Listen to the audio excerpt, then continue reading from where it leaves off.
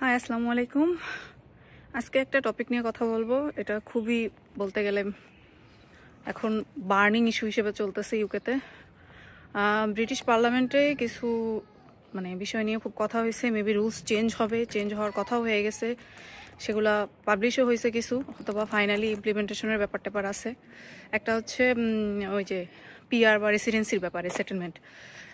আগে ছিল তো 5 বছরের, যারা ওয়ার্কিং ভিসায় ছিল ওদের 5 বছরের কাজ স্পন্সরশিপে 5 বছরের হয়ে গেলে এরা পিআর এর জন্য অ্যাপ্লাই করলে এখানে সেটেলমেন্ট হয়ে যেত। এটা মেবি এখন 10 বছরে যাচ্ছে। সো যারা অলরেডি এখানে আছে, 5 বছরের কাজে অলরেডি এখানে অবস্থান করতেছে, তারা কি করবে? তাদেরটা কি 5 বছরে যাবে নাকি 10 বছরে যাবে? এই নিয়ে অনেক পিটিশনও চলতেছে।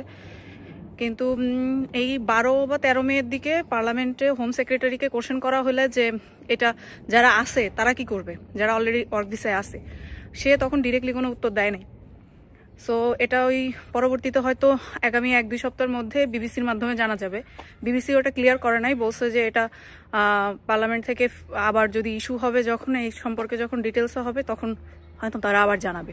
সো এটা একটু হ্যাসাল পড়ে এই কারণে যে যারা অলরেডি আছে তারা তো অলরেডি আছেই, তাদেরটা যদি 10 বছর এক্সটেন্ড হয় এটা খুবই হবে, একটা ওটা কি বলে, আনজাস্টিসই বলা যায়, ইনজাস্টিস হবে। কিন্তু আপনার নতুন যারা আসতেছে তাদের জন্য এখানে টাফ হয়ে যাবে, কারণ 10 বছরের পরে, 10 বছর ওয়ার্কিং ভিসা থাকার পরে তারপরে হবে। আবার ধরেন আমরা যারা স্টুডেন্ট হিসেবে ঢুকছি, স্টুডেন্ট হিসেবে যারা আসি, আর পোস্ট গ্রাজুয়েশন বা আন্ডার গ্রাজুয়েট, এদের হচ্ছে আপনার যেটা পিএসডব্লিউ পোস্ট ওয়ার্ক, ওইটাও আপনার পোস্ট স্টাডি ওয়ার্ক, ওইটাও পারমিটটা আপনার মনে হয় আগে ছিল 2 বছর, এটা 2 বছর কমায় এখন মনে হয় 18 মাস করবে, এটাও কমায় দিচ্ছে। এখন অনেক রুলস চেঞ্জ হচ্ছে। প্লাস হচ্ছে আরও একটা ক্রুশিয়াল, যেটা ইন্টারন্যাশনাল স্টুডেন্টদের খরচ বাড়তেছে। এটা আর একটা বড় ইস্যু।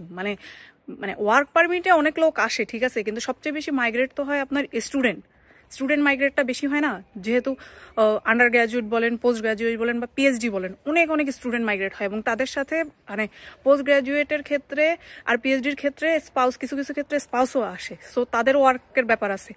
এইসব নিয়ে অনেক বলতেছে যে আপনার যেটা আগে মাস্টার্স বাই রিসার্চ বা মাস্টার্সে মোরলেস 14 থেকে 16,000 বা কোনোটায় 17,000 কোনো ইউনিভার্সিটির পাউন্ড ছিল, ওইটা বেড়ে আপনার 20,000-এর উপরে চলে যাবে। বুঝেন, 1 পাউন্ড সমান যদি বলি আমার দেশের, তাহলে হচ্ছে 160 টাকা। তাহলে 1000 পাউন্ডে বাংলাদেশের আসে হচ্ছে 1,60,000 বা ওরকম 62 বা 58 এরকম রেঞ্জে যায়। হিউজ অ্যামাউন্ট, কিন্তু অনেক বাড়বে। এক্ষেত্রে দেখা যাবে যে যারা মধ্যবিত্ত ফ্যামিলি, এই ফ্যামিলির স্টুডেন্টগুলার মুভ করা অনেক কষ্টকর হয়ে যাবে। সো এইগুলা নিয়ে অনেক রুলস চেঞ্জ হচ্ছে। রিসেন্টলি অনেক পেপারে লেখা হচ্ছে, প্লাস হচ্ছে ফেসবুকে বলেন, ইউটিউবে বলেন, বিভিন্ন জায়গায় বিভিন্ন নিউজ আসতেছে যে হ্যাঁ, কিন্তু রুলস চেঞ্জ হয়েছে। এখন ইমপ্লিমেন্ট কি দ্রুত হবে? এই বছর থেকেই শুরু করবে। এদের যেহেতু বছর শুরু হয় সেপ্টেম্বর থেকে, অর্থ বছর সেপ্টেম্বর থেকে বলা হয়, বছরের স্টার্টিং সেপ্টেম্বর থেকে। এরা কি সেপ্টেম্বর থেকে ইমপ্লিমেন্ট করবে নাকি এরপর থেকে ইমপ্লিমেন্ট করবে? আর রেসিডেন্সির যে ব্যাপারটা, এটাও খুব একটা টাফ হয়ে যাবে, কারণ 10 বছর ইউজুয়ালি এদের স্পন্সরশিপগুলো 5 বছর করেই দেয় যারা ওয়ার্ক পারমিটে আসে, ডিরেক্ট ওয়ার্ক পারমিটে। এদের ক্ষেত্রে এইটা যে বাড়বে, এটা যে 10 বছর হবে, এখন যারা আছে তাদের ক্ষেত্রে এই জিনিসটা একটু হয়ে যায়, বলে না যেন ইনজাস্টিসই লাগে।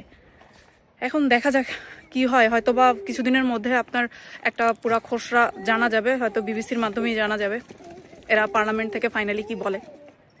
কিন্তু এই ইস্যুগুলো এখন প্রচুর চলতেছে। ব্রিটিশ সিটিজেনশিপ, ব্রিটিশই সবকিছু চেঞ্জ হচ্ছে এবং সবকিছু আরো কঠিন হচ্ছে, যে সহজেই করতে পারবে না।